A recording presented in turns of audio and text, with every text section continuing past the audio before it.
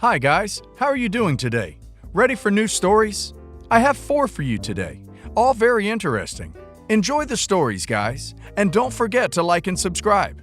And of course, don't forget to leave a comment.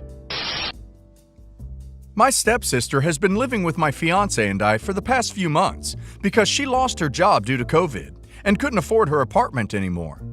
She has 2 children, 3 female and 1 male, who are also living with us. Last week, after the kids were asleep, we were having a few drinks. I went to sleep first because I had to be up early the next day. My fiance ended up waking me in the middle of the night to tell me my stepsister had kissed him. He said he pushed her away, but she tried to do it a second time. I went to confront her, but she seemed very drunk, so there wasn't much point. The next morning, I told her I wanted her to leave by the end of the week. She tried to pretend she didn't remember what happened, but eventually broke down crying and begging me not to kick her out. I did offer to let her kids stay.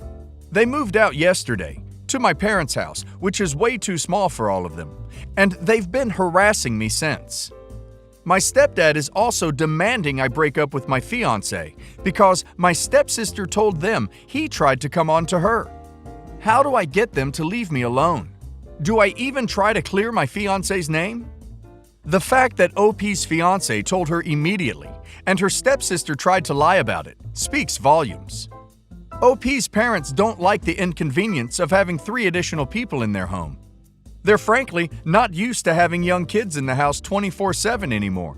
Plus, who knows what lies OP's stepsister told her parents to make herself look like the victim. OP's parents would rather OP be inconvenienced and without fiancé than have to deal with OP's stepsister and entourage. OP should tell whichever parent is hers what happened, and if they still won't back down, OP needs to tell them flat out OP is not taking stepsister back, period. And she will not be breaking up with her fiancé, period. And if they continue in their insane requests, she may consider going no contact with all of them.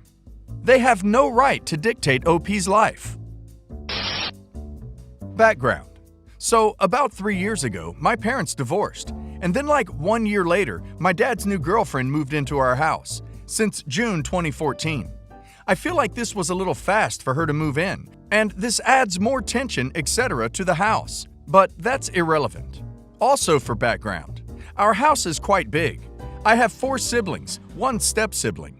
So my dad and his now wife have claimed the formal living room at the front of the house as their own, and my siblings and I are not allowed in there, but my stepsister is. This room is always locked when they are not at home. Anyway, on to the problem. Last Christmas, my stepmother set up a Christmas tree in their formal living room. She completely decorated, etc., it herself with my dad and stepsister, and we had no input into it. My siblings and I were confused about it, and then my dad was like, "It's not for you guys, it's for our room only." And then he got us another tree to put in the living room.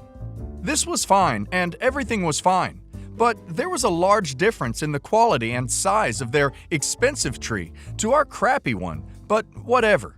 Their tree was making my siblings and I feel excluded from Christmas, because it was like that tree was their dad, stepmom, stepsister, little family's thing. And we, siblings, were being excluded from Christmas. On Christmas Eve, siblings and I went to our mother's house and came back in the morning. We got home and dad, stepmom, stepsister were laughing and opening presents in the formal living room, while us siblings were locked out and sat in the family living room alone. How can I express to my dad their Christmas tree made myself and siblings feel very excluded from a family Christmas? He's quite a narcissistic a-hole, but that's a story for another day, and has said things in the past. Example, "My wife isn't here for you guys. She's here for me only. She doesn't care about you." As a compromise, could I suggest having only 1 tree, or is that selfish on my part? Or am I blowing this dilemma out of proportion completely? I think OP's dad has made it quite clear. His wife is for him, not OP, and he likes it that way. It sounds to me like he has actively encouraged or even instigated this state of affairs because he doesn't want his wife's interest and loyalty divided. He doesn't want to share her or his new family with his other children. Not that unusual for a narcissist, actually. But this isn't likely to change.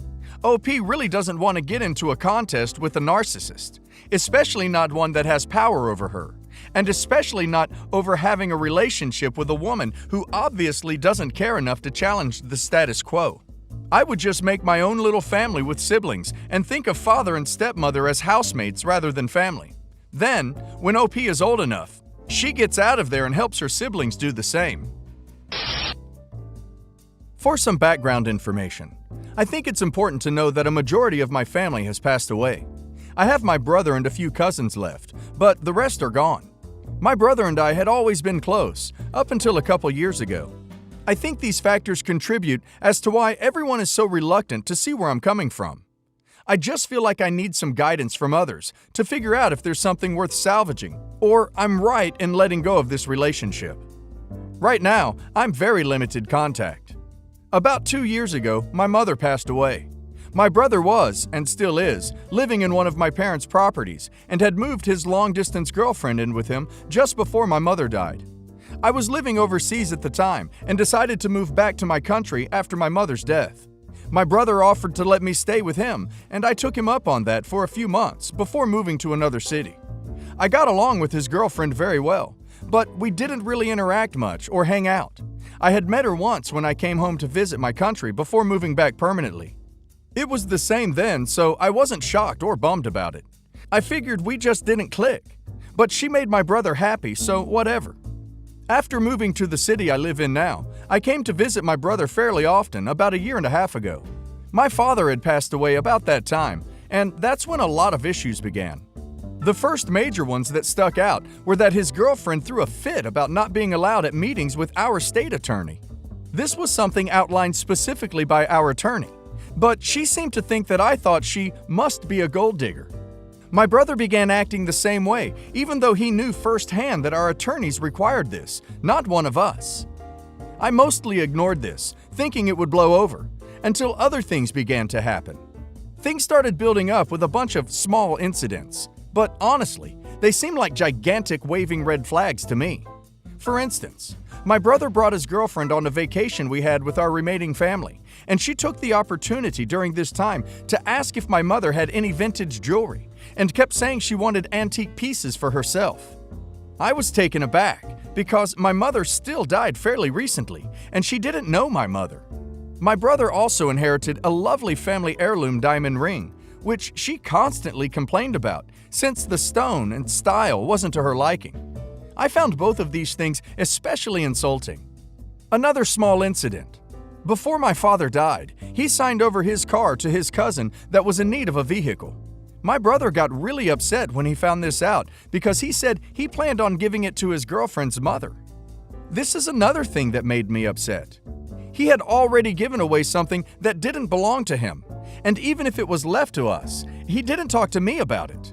The last incident around this time had to do with my brother driving my deceased grandmother's car. It was badly hit while he was driving it, and it was deemed totaled by the insurance company. I'm not sure how, but he ended up with the insurance payout for it. He cashed the check and kept it. When I brought up that money needed to be transferred back to the estate, I was met by both him and his girlfriend yelling at me.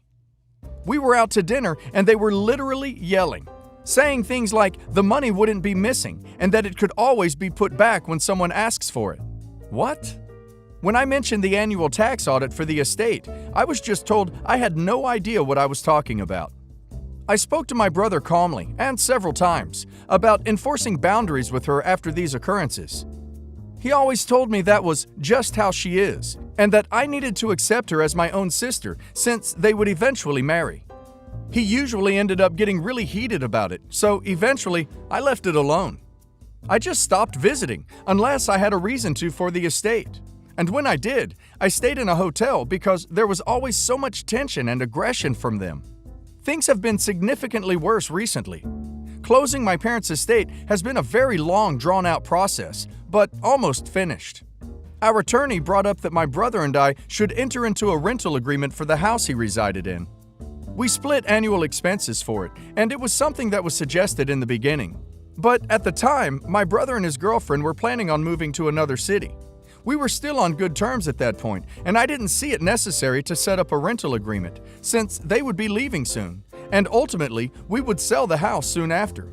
That never happened, and our attorney pressed that we set up a contract to ensure that the estate would not unfairly benefit one sibling more than the other at closing. I agreed at this point, as I never saw them leaving, and I would still be expected to split expenses. Much like the car situation, they both blew up on me, asking if I really thought it was fair. To be honest, I pay for my own rent, and I don't really find it fair that they don't pay rent for a house I'm expected to shell out half for. We attended mediation with an additional attorney in an attempt to solve this. My brother yelled at me several times throughout the first and only meeting we had with this attorney. Needless to say, it was incredibly embarrassing and frustrating. In the end, there was no agreement, but they decided to buy out my half. This is still going on. The last straw had to do with an additional home my parents owned. My brother's girlfriend is a realtor. She had never sold a home, but I tried talking to her multiple times about the house to get her opinion. After all, it had been vacant for more than a year at this point. She always shut me down, saying she was staying out of it and that we could use another realtor. Both attorneys we worked with suggested that we not use a friend or family member, and this was emphasized multiple times with our mediation attorney. My brother was insisting on using her. So the attorney suggested that I interview realtors on my own and bring my top choice to a meeting to do a presentation on this, services, and evaluation of the home. My brother's girlfriend would need to do the same. I spent time in their city again, conducting multiple interviews, and had my choice prepared and committed to the meeting. 4 days before the meeting, I got an email from my brother's girlfriend canceling the meeting, stating that I might as well have slapped her in the face and had insulted both her and her career deeply. To make it worse, she also said that I was ripping my family apart. Of course, they never notified the attorney, so I was left to do so. He was extremely irritated and declined to work with us again. I can't blame him. He went on to suggest I find a real estate attorney for myself to continue pursuing the situation on my own. After a lot of screaming at me, my brother finally let me handle everything related to this sale. The house has been sold, and I'm relieved that everything is almost severed. His girlfriend has recently taken to sending me nice texts. I never respond, and also left me a sweet voicemail saying she wanted to explain herself. I'm over it. It's been nearly 2 years, and I just feel as if it is her new angle in an attempt to get something after she realized me wouldn't work. They both have had plenty of time to apologize or try to work things out, but never have. My biggest issue is that no one can seem to accept that I don't wish to be involved with either of them anymore. Yeah, it sucks that I have so little family, but I don't see that as a reason to keep such negative, abusive relationships. My family and some of my friends are constantly trying to get me to repair things and often act like I'm being petty, even when they've seen themselves how my brother has treated me. Everyone blames his girlfriend, and yeah, I agree that she has a lot to do with everything. But my brother is the one who allows and even encourages her to act in such a way. He himself acts that way now too.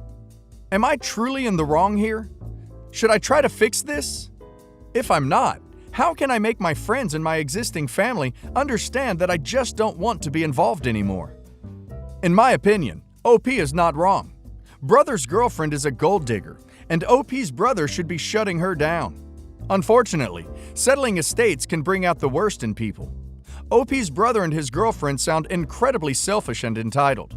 They expected OP to handle everything and get all the benefits of the estate, and reacted like children when OP was making adult decisions. I'd go no contact and not look back. As for the rest of his family, if they didn't notice their behavior, I'm not sure if OP can explain cutting them out in an easy manner. OP's best bet would be to explain the situation in person to them so they can see OP's emotions and possibly realize that her brother wronged her. My mom gave a ring that belonged to my great-grandmother and was passed down through my family to my stepsister without asking me first if I wanted it. She told me this in passing. This ring is special to me. I remembered going through my mother's jewelry box as a child and playing with it. I've wanted it since then, and I always assumed that I would be the one to get it when I was older. My mom got remarried when I was in 8th grade. My stepsister never knew my great-grandmother, has never visited her in the nursing home when she was older. My mom asked me if I wanted her to get the ring back, and I told her no, because I would feel bad, and I would feel like I'm stealing from my stepsister since she already has it. I love my stepsister, and I have no hard feelings towards her because she did nothing wrong here. I don't want to stress our relationship, but I'm second-guessing my decision to tell my mom no, because this ring has always meant a lot to me, and I'm honestly really torn up about this. I've always been the black sheep in my family, and this just feels like another affirmation of that. I kind of want to backtrack and say, yes, please, get it back. But I would feel really bad doing that because my stepsister already has it. Am I being selfish or unreasonable?